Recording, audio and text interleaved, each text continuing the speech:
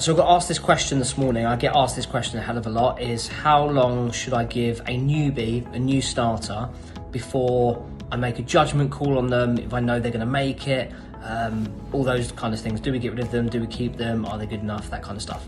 Now, first and foremost, I don't think there's a definitive answer for that. I think it very much depends on the maturity of your business, whether you're bringing them in as 180 or 360.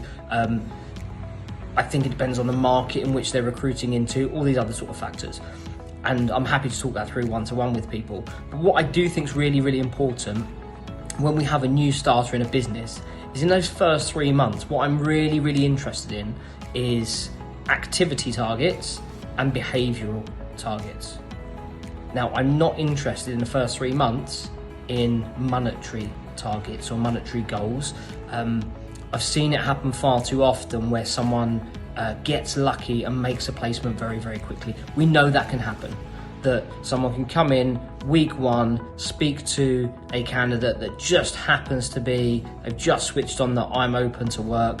You're the first recruiter that speaks to them, or newbie's the first recruiter that speaks to them, sends them to just the right client who just happens to be recruiting. They've just received a resignation, all the stars align, and before you know it, you've got this newbie that's done a 20k placement in their first month. You can get lucky. So what can often happen when that happens is that 20k, that deal, that ends up buying that person a hell of a lot of time when maybe they shouldn't always be entitled to that time. What I'm interested in the first 3 months is behavioural targets, activity targets. So these are the activities I want you to do. I want you to speak to X amount of candidates every single week. I want you to reach out to X amount of clients every single week. These are the things that I need you to do. And those shouldn't be missed. The other thing is behavioural targets. So turning up on time, doing the things you're asking them to do, doing their research, doing their homework, whatever the things that you set for them are.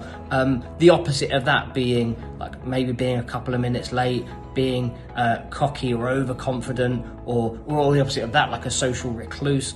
All these behavioural things are really, really important. So rather than like monetary goals in the first 3 months, the big focus for me, for anyone new to a recruitment business, should be, this is the way that I want you to behave, this is the attitude I want you to hold, and these are the activities that I want you to invest your time, effort and energy into.